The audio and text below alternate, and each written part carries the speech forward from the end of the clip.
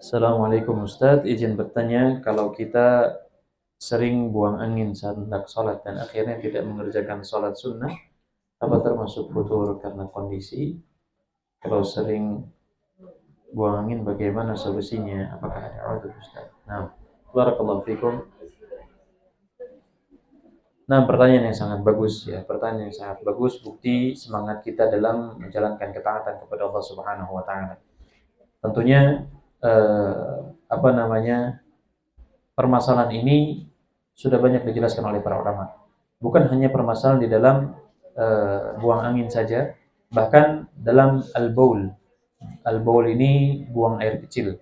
Ya. Ada yang namanya penyakit salisul baul, atau merasa seolah-olah seperti keluar terus ya air kecilnya ini, seperti keluar. Dan ini termasuk yang diudzur. Dan bagaimana kalau memang hanya sekedar perasaan, ya. Kalau sekedar kekhawatiran, maka kalau hanya sekedar kekhawatiran, kalau sekedar perasaan saja, ya. Karena kalau di dalam permasalahan ini Nabi sallallahu alaihi wasallam menjelaskan kepada para sahabatnya ketika itu, hatta yasma'u rihan atau hatta yasma'u sautan atau tajida rihan. Hatta tasma'u sautan atau tajida rihan. Ketika ada sahabat yang bertanya, ya, sama pertanyaannya tentang buang angin ini, maka Nabi SAW menjelaskan, engkau batal, benar-benar batal berwudu ketika memang engkau dengar suaranya atau engkau cium baunya. Ya. Ini yang benar-benar membatalkan. Bahkan kalaupun misalkan seseorang menahan buang angin ketika dia sedang sholat, batal atau tidak sholatnya ibu-ibu? Tidak batal sholatnya. Sholatnya tidak batal ketika dia menahan. Karena yang membatalkan adalah ketika dia keluar. Hanya memang hukumnya adalah makruh. Artinya apa dari hukum makruh ini, ibu-ibu sekalian? Kita masuk ke fikih ini. Ya, apa artinya hukum makruh di sini? Maksudnya adalah agar supaya sebelum dia masuk ke dalam sholat, dia tuntaskan urusan-urusannya. Dia tuntaskan hajat-hajatnya. Bahkan tatkala seseorang sedang makan, saat seorang sedang makan, maka dia selesaikan makanannya, kemudian dia menjalankan ibadah sholat. Tatkala sedang makan, tegak sholat. Bukan sudah adzan, dia baru mau makan. Ini yang kadang keliru. Ya. Dan tadi kita kembali ke dalam pembahasan orang yang buang angin, maka pastikan sampai dia keluar. Kalau dia nggak keluar, berarti tidak membatalkan. Jangan keluar dari shaf. Ya, kalau memang berjamaah, jangan keluar dari sholat, jangan membatalkan sholat kalau memang dia tidak keluar. Dan itu pembatal sholat kalau memang sampai keluar. Kemudian bagaimana kalau memang ya dia ingin melaksanakan sholat sunnah tapi sudah keluar anginnya misalkan, maka apakah termasuk futur? Bukan futur, ini namanya batal wudunya, ya. Tapi batal wudunya. Kalau memang dia ingin menjalankan sholat sunnah, silahkan berwudu lagi. Kalau memang dia tidak mau menjalankan salat sunnah, ya sudah, tidak apa-apa. Ya. Tadi kaidah penting di dalam masalah futur adalah tatkala seseorang sudah rutin menjalankan ibadah tersebut, kemudian dia terlewatkan. Ya, dia terlewatkan karena suatu kondisi ataupun karena permasalahan yang lainnya seperti dia tidak suka, seperti nifak ataupun futurnya orang-orang munafik. Ya, dia tidak suka terhadap amal ibadah tersebut. Nah, wallahu taala alam. Kemudian pertanyaan berikutnya, apakah bersifat gulu kalau kita insya Allah istiqamah dalam sholat rawatib ketika sholat di tempat umum, di mall, atau di rumah saudara, misalkan sholat zuhur? Syukran. Mungkin maksudnya menjaga sholat rawatib ya, menjaga sholat rawatib. Nah, ini bukan gulu ya, ini bukan gulu. Nabi SAW beliau menjaga sholat sunnah. Ya, salat sunnah muakkad beliau jaga, dan salat sunnah yang tidak pernah beliau tinggalkan meskipun sedang safar. Salat sunnah apa ini? Qabliyah subuh, dan salat sunnah witir yang tidak beliau tinggalkan.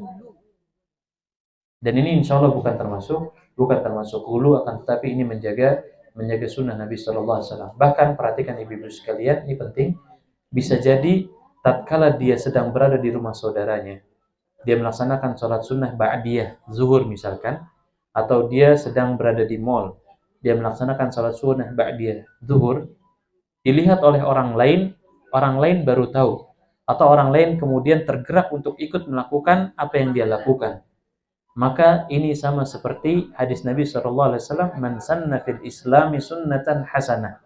Barang siapa yang mencontohkan, menularkan kebaikan, dia lakukan kebaikan kemudian diikuti oleh orang lain, kutiba lahu mislu ajri man amila biha min ghairi ayyan qusamin ujurihim syai'a. Dia mendapatkan pahala orang yang ngikutin dia nggak tahu kondisinya ibu-ibu sekalian, ya. Tapi dia tetap dapat percikan pahalanya.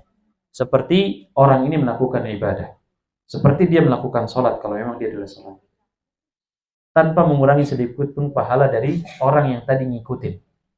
Nggak ada berkurang sedikit pun.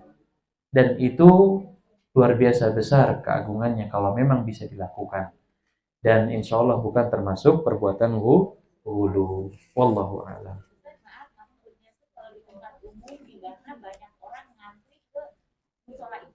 Berarti itu bukan termasuk hulu, akan tapi kita darurat, ya.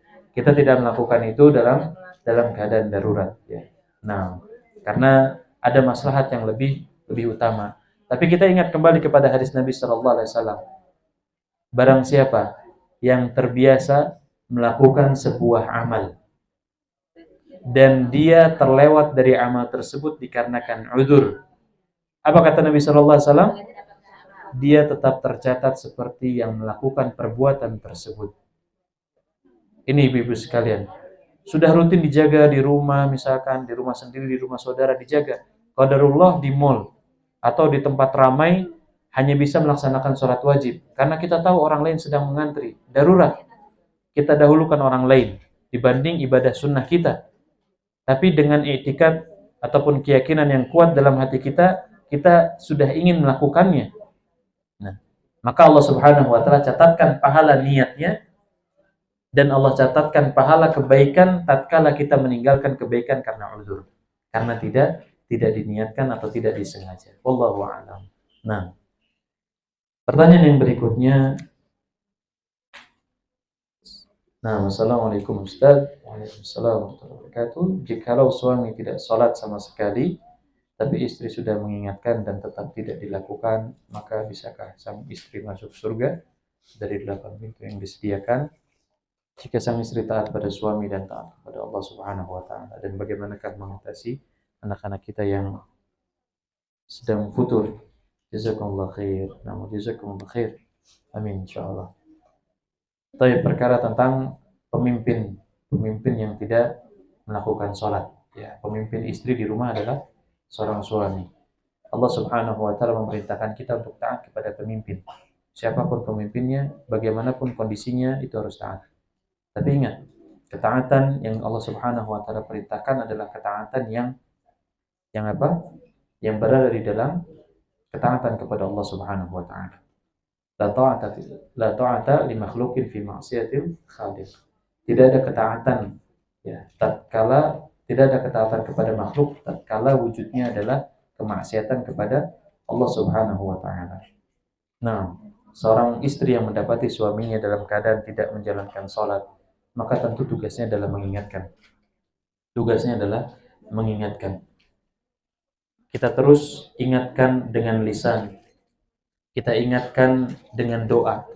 Kita doakan di sela-sela waktu kita, di sela-sela waktu mustajab, ya. Kita doakan suami. Kita doakan kebaikan untuk anak-anak kita. Kita doakan untuk keluarga kita.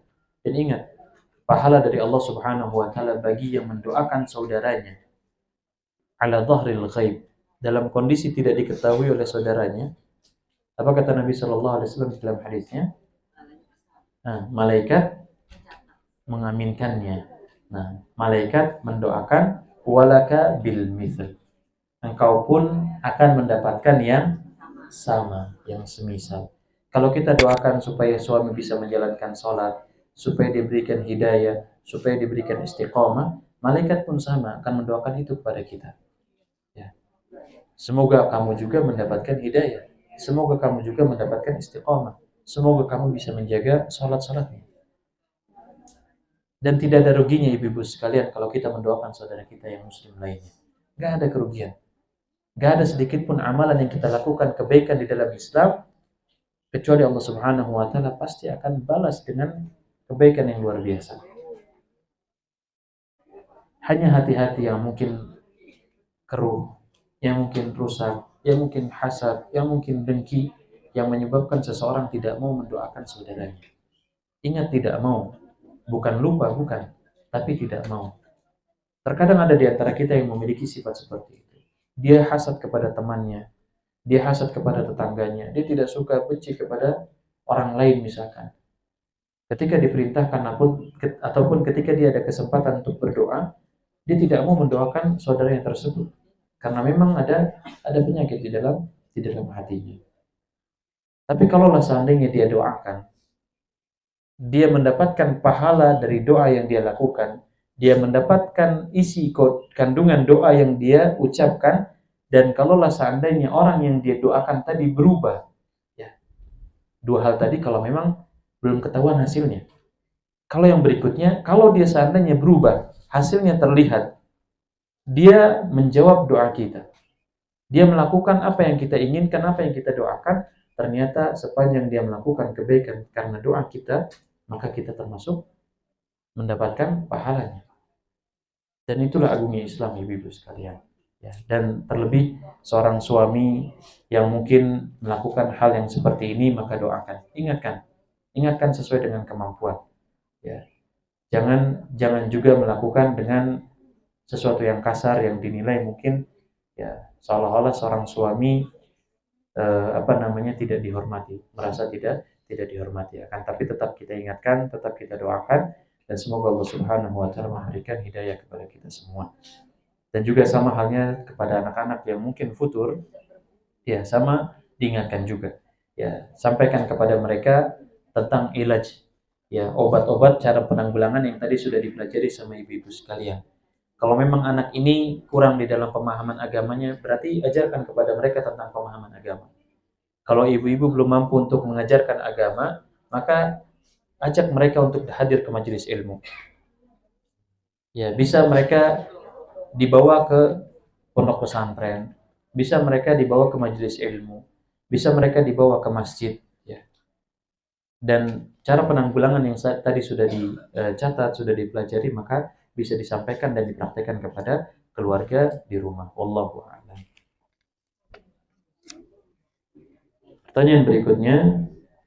Assalamualaikum warahmatullahi wabarakatuh. Ustaz, apakah termasuk futur jika seseorang berinfak atau beramal ke pembangunan masjid atau musola sedangkan dia punya saudara yang yatim? Baik. Wallahu ta'ala a'lam, ibu-ibu sekalian, ini bukan bagian daripada futur. Tapi salah menentukan prioritas. Ya.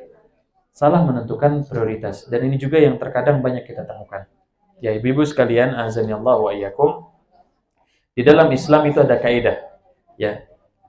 Ada kaidah yang namanya taqdimul aham. Mendahulukan yang lebih penting, yang lebih prioritas dibanding yang al-muhim. Dibanding sesuatu yang penting. Di dalam hidup kita pasti ada yang namanya hal yang penting dan hal yang jauh lebih penting. Ya. Hal yang penting, contohnya di sini adalah misalkan membantu pembangunan masjid. Apa fungsinya? Apa pentingnya? Dikarenakan masjid digunakan untuk sholat, dimanfaatkan oleh kaum muslimin yang sangat banyak. Pahalanya besar, ibu-ibu. Man bana masjidan, banallahu lahu baitan fil jannah. Barang siapa yang membangun masjid, maka Allah niscaya akan bangunkan rumah di surga. Memang besar, ibu-ibu sekalian. Tapi ingat, terkadang ada yang jauh lebih penting. Apa itu? Berinfak. Berinfak kepada saudara yang yatim. Infak yang kita keluarkan bukan infak sembarangan, ibu-ibu sekalian. Infak saja sudah ada keutamanya. Saudara ada keutamanya lagi. Kita menyambung tali persaudaraan, silaturahim. Kemudian dia kondisinya sedang yatim. Berbeda infak yang diberikan kepada saudara yang memang dia biasa-biasa saja dengan infak kepada saudara yang yatim. Dan ini jauh lebih besar dibandingkan kita mengeluarkan harta di dalam rangka membangun masjid, musola ataupun yang lainnya. Kalau memang kita masih punya saudara, terlebih saudara di sini bukan hanya saudara seiman, bukan, tapi saudara sedarah, masih ada hubungan darah, kita bantu mereka. Terlebih kalau memang mereka adalah saudara sedarah dan dekat, pamankah, bibikah, kakek, ya, atau keponakan, atau yang lainnya. Kalau kita masih punya keluarga yang perlu dibantu, maka bantu mereka terlebih dahulu. Ya. Kecuali kalau memang ibu-ibu sekalian punya harta yang berlebih, sudah bisa bantu saudaranya, masih ada kesempatan untuk berinfak yang lainnya, silakan. Ya, bantu kaum muslimin yang lainnya, bantu pembangunan masjid, bantu para duafa yang lainnya selain saudara, bantu orang-orang fakir, bantu orang-orang miskin, ya, bantu para janda dan yang lain sebagainya, bantu mereka, silakan. Ya, ini adalah pahala yang besar. Cuman terkadang memang kita keliru dalam melakukan atau menentukan prioritas. Ya, dan ini ya semoga menjadi jawaban sehingga kita bisa melakukan amal yang sesuai dengan apa yang harus kita dahulukan. Wallahu ta'ala. Pertanyaan berikutnya, Assalamualaikum. Tadi disebutkan kita tidak boleh hulu atau berlebih-lebihan dalam menjalankan ibadah. Kalau kita punya target untuk sehari untuk membaca Al-Quran 1 hari 1 juz agar 1 bulan bisa khatam, terus kita pas lagi semangat kita bacanya dilebihkan, biar pas kita lagi kurang semangat tidak bisa membaca 1 hari 1 juz. Apakah itu termasuk dari hulu? Nah, Allah Ta'ala alam, tentunya masing-masing kita lebih mengetahui tentang kondisi badannya, tentang kondisi tubuhnya, tentang kondisi keimanan dan juga kekuatannya. Maka silahkan dilihat apakah dia melakukan, di sini kan tidak disebutkan penambahannya berapa. Ya, kalau memang sehari langsung dihabiskan 30 juz misalkan, atau sehari 10 juz, ini tentunya berlebihan. Ya, kalau memang dia hanya lebihkan sedikit, atau memang dia hanya ingin mengurangi masa targetnya tersebut, yang tadinya targetnya 30, mudah-mudahan sebelum 30 sudah selesai. Maksudnya sebelum 30 hari sudah selesai bacaannya, maka ini insya Allah bukan termasuk bagian dari hulu. Ya. Tapi kalau memang dia melampaui kebiasaannya, melampaui kemampuannya, inilah yang dinamakan dengan hulu atau berlebih-lebihan di dalam amal ibadah. Ya. Yang Nabi SAW juga melarang kita dari bersifat hulu di dalam beribadah. Demikian para akhwat, para ummahat, a'azani Allah wa iyyakum. Sudah selesai kajian dan juga sesi interaktif tanya jawabnya. Untuk berikutnya kita masuk ke sesi kuis ya. Nah,